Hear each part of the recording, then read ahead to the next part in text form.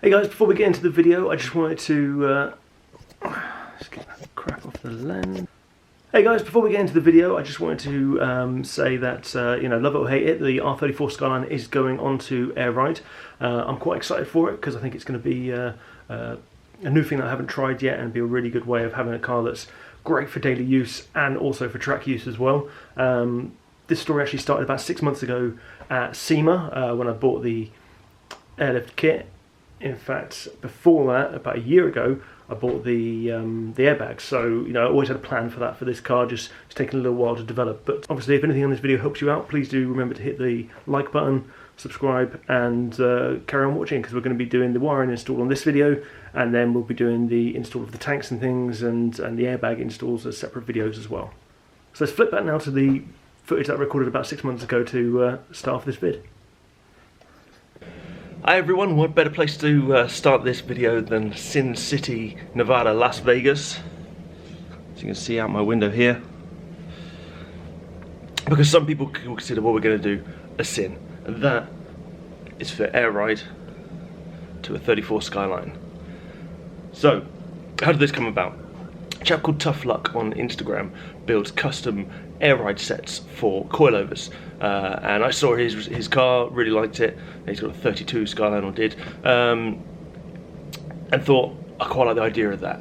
The reason being, where I live, the roads are absolutely awful, and I love having a low car. And don't get me wrong, you know, my other cars are still going to be statically low, but they don't get used as much. So the Skyline, because I use it a lot, I really like the idea of having that height adjustable option for it. Also being able to put it lower than I can now as well for, you know, driving on motorways and photos and things like that. So while I was here in SEMA, I got in touch with a chap called Carl who works for Airlift. Spoke to him about the sets and the things that they do, and ended up deciding on the 3P kit here. So they do 3 different types of management. The V2, which is their sort of basic management, but from all accounts I hear a good system. The 3P, which is the full management but without the height sensors, and then the 3H, which does the height sensors as well. The reason I didn't go for the height sensors is because for what I use this car for. It doesn't get used all the time, but more than the rest. But it is going to be a 2-seater primarily. You know, it'll have back seats, but the roll cage there will stop you from getting in them. Doesn't get loaded up, so I think if I had a 4-seater and took 4 people a lot of the time, I'd definitely go for the height sensors, because you can have variable heights in that vehicle, variable weights in that vehicle, and it's an essential thing to do. But for what I use this car for, I think the 3P is absolutely fine, and obviously makes it a bit easier to fit as well, because you haven't got to worry about all the sensors hooking up with your suspension and things like that on there. The great thing is we can add the other sensors at any point if we want to. While I was here, they actually had a Black Friday sale on the Airlift kits on there, which actually saved me a fortune. Plus the fact of the currency exchange and the import charges, buying them here as opposed to buying them at home, saved again. So really, you know, if you are coming and you want one of these kits, it's worth getting in touch with someone here. As I said, I spoke to Carl at the SEMA show, and he went absolutely above and beyond to not only find me a supplier that had one in stock, but also to get one next day straight to my hotel, so I could have it before I left. So I'm leaving today. We got this last thing yesterday. So absolute amazing, amazing guy, amazing company, and sorted everything right out for me. Anyway, let's crack on with unboxing. So first thing you see when I open the kit, it's a really nice quality kit. You've got the sleeving case on there, and the cardboard is all laid out nicely. Got full instructions and bits in here. There's plenty of this instructions. The small instructions is just for the controller. The big instructions is for the fitting side of it. Also some nice stickers and bits in there. So as we open up, we've got a few things in this first case, and that one is heavy, and that is all just packaging. So let me get these open. So the first bit is cable ties, fuses, and connectors on there, because obviously you need to have the right connectors, the right fuses, and everything in line for the battery. And this is also mounting hardware, by the looks of it, for the manifold, which is in this box here. The other great thing this kit comes with is an airline cutter, because remember, if you're going to use just like a hacksaw or something to cut your airlines, you're not going to get those straight, precise points that you want. And you're going to end up with leaks and things. So they provide you with that to come in the kit. So the next bit we're going to open is the manifold itself. Now this is actually much, much heavier than I thought it would be.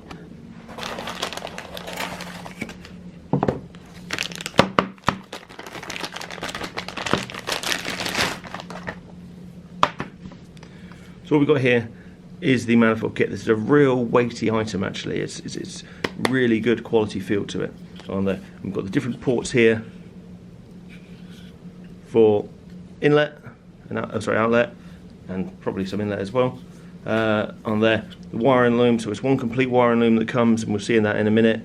You get one complete wiring loom that plugs straight into here. So once you wire everything up, it's just one plug into there. You've also got these extra ports on the side, which we'll find out what they're for from the instructions. And then you've got the hand controller.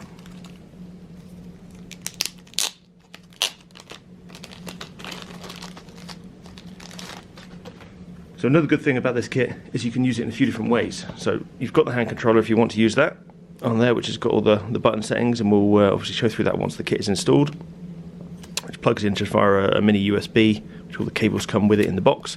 But you've also got the app that you can use as well.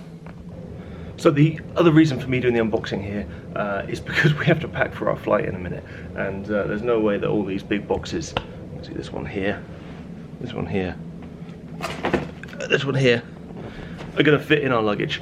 In fact, weight limit wise, we'll have to do some real creative packaging and probably have a lot in the hand luggage to fit any of this back. But let's show you through the second box and what you get with this. So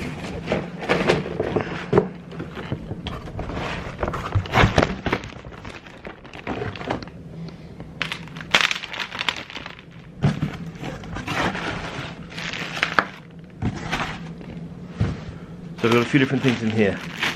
Now this is some fittings and one push connect valves on there, and I believe this is sort of a blow-off type section on here. This then has your full wiring, so this is the length of wiring that will go the full length of the car, battery, relay in place, and this one here is the one that will plug straight into our module, which will then control everything. Everything is real nicely laid out and real nicely covered in and colour coded for the wiring on there, so it should be nice and easy to install all of that. And this one here is the USB connection, which goes straight into another USB wire, which then goes into the control unit. This one here is our airline. We've gone for a 3/8 airline, so slightly bigger because they do a 1/4 inch as well on there, so the whole length of that, because you're going to need that to go pretty much all the way around the car to the main unit, out to the wheels. And then we've got an exhaust line as well, so for the blow-off side of it on there. So that is the full unboxing of the kit. Now we just have to make sure we can put it all in the right place, wire up in the right bits, and get it all fitted to the vehicle. Right, so we are back in the UK, and I'm going to run through the rest of the parts we've got for the build. We're back here in the newly remodeled garage. If you want to go check out that video, there'll be a link at the end. And so I've got them laid out on the bench here. So first of all, we've got the airbags themselves, so 2 fronts, 2 rears, and these are a very nice quality bit of kit. You've got a thread that matches up with what's on the coilover. Inside there is a double O-ring to keep it sealed at the bottom, and then we'll show you on the fitting you've got an O-ring that goes on the top as well. The rear one, so we've got a double boot here, and we've got a single boot which sort of rolls up and down on there. So those are going to fit onto our HSD coilovers that we've got in the vehicle already. We've got a Viair pump, which is the main pump that I've seen anyone use really. I've not really seen anyone use any other manufacturers of pump. It always seems to be this company, so maybe they're the only people that make it, or maybe they're the best people that make it, I don't know, but certainly seem to be good quality stuff. Nice simple live and earth connection that connects straight up to the wires on our wiring loom from Airlift.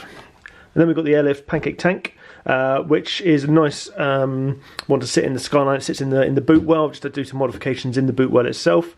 But you've got multiple port sizes to go on, including one on the bottom as well on there. So we can just show you that one there. So really adaptable and nice and easy to fit. It's not going to be on show in my car like most people have, so it's going to be hidden under a false floor. Right, now that's done, let's crack on with the fitting.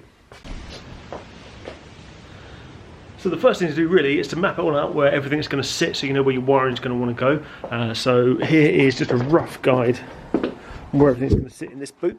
So we've got the pan tank, which is going to sit down in the footwell as low as we can get it, so we can have a nice level floor going over the top. We've got our compressor going in one side here. We might tuck that in a little bit further to the side there, just so it's all hidden away, and that being a sealed compartment with sound deadening around it. And the actual manifold itself is going to sit pretty central about here on a mounting plate. So we need our tubes and wires and everything to go up to this point here. My boot stay here from a bit of old floor because these struts are next to useless and need replacing. Okay, so we stripped out the side of the interior, the same side as the battery on the vehicle, because that's the side we're going to run all the wiring down. What I've done is I've made sure I've got enough wiring in the boot for reaching up with all the positions we want all the bits to sit in, and then start to cable tie my wires in down here, following the original wiring loom down the side and underneath all the guardrails and out the way. What we've done with the controller wire is we run that still down under the guardrails, but along the floor and up under the carpet, and just cable tied that up here for the minute so it's out of the way, because that's going to sit somewhere around here in the center console when that's all back in place. But what I'm going to do is continue to run these. I'm going to have to undo the seatbelt mounting, run it all the way along the wiring, and then we should be able to find a space for our remote wire somewhere in the fuse box on this side. And there is a grommet under there, a main engine loom grommet, which we're going to go through to the engine bay to hide everything out of the way up there as well. So we've got the live cable run through the whole interior of the car. As you can see, we carried on just following the existing loom and up right behind the fuse box up there, which is where we're going to tap in. Like an idiot, I completely forgot. It does use the right style of fuse for us to be able to use this smart little tap. So we found out that one of those, in fact this one just here, is a switchable live. So we're going to tap into that. The only thing I need to do is make a bit of clearance on the side here for the push-in fuse holder to go. So that's why we've got this pink wire traced back here. We're just going to leave that cable tied up under here and cut it as short as possible. But the live wire, what I've done is I've pushed a wire through the existing firewall grommet, and I've taped this to it, so when I can pull it back through, hopefully it'll pull all this through with it.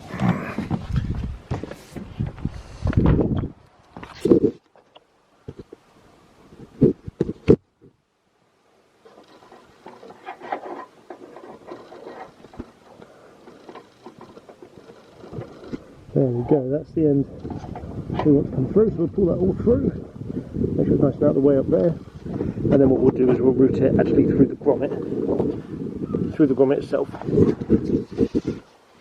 So with the battery out, we can see this area a whole lot better. And what we're going to do, we're going to run our wires over the arch and in through here, which is where the existing wiring loom will come through. The earth, we're going to run down to an earth just down there, so we're not going to hook up to the battery. Just going to go to an existing earth on the chassis, or maybe one if we can find one closer. And the live we're going to run in here, have our fuse sitting nicely here, and just hook up to this live terminal here, which comes direct from the battery anyway. So for the live cable, we've run it up through this fuse box and hide it underneath a bit here, connected to this live here, which joins straight onto the battery. We're going to tuck this down under, so I'll show you in a minute, and you just have the fuse sitting here. For the earth, I've decided to go straight onto the earth on the battery, just because it looks a lot neater coming from this side here. So what I've done is just oval this so it fits in nicely. I'm also going to put a washer in as well, just to hold it nice and tight up against it. And we'll use a heat gun on here and just shrink these down so it's a nice sealed connection. With a little bit of modification on the fuse holder on there, just by chipping away at the bit in the middle here, we've managed to make it fit into the Skyline fuse housing here. We've also modified this little bit here that we've chipped away at the side here. So now that can fit in there nicely, nice and snug. And we can hide this wire away.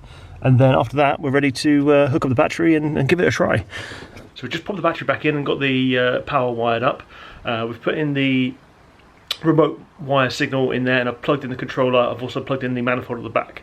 The manifold isn't attached to anything, and the pump isn't connected. So this is really just a trial to make sure we could see that the hand controller's working and that it all powers up. So got the fuse here. We'll pop the fuse in place.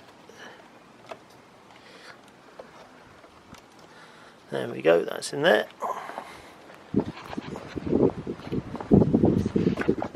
Got our hand controller here, so let's just there we go, we've got power. System not calibrated. Would you like to calibrate the system? Well, no, we don't at the moment because we haven't got anything connected up, but great to see that we've got power coming through here off the remote signal as well. So amazing. So last thing to do with the wiring is just to wire up the live in the earth for the pump compressor, which is just literally red to red and black to black, and then you're done. Okay guys, so now you know what comes in the kit with the air ride and the airbags, and how to fit all the wiring loom into the car. It's nice and simple, live and earth, a remote switch, similar to a stereo I suppose, and then the rest of the wiring is just for the plug-ins at the back. So next episode what we'll do is fit up the hardware of the stuff, so the tank compressor and the airbags themselves, and I'll see you on that one. Yeah. Raising the Tobagos, we growing like fresh tomatoes. Them boys on fire, too fuego. We pass it round hot potato. Everything is nuevo. I'm with my sweetie like Quavo. Need my cheese, need that queso. Need my bread, need that bankroll. Wake up, yes Lord, I'm thankful. Another day on my schedule. Steady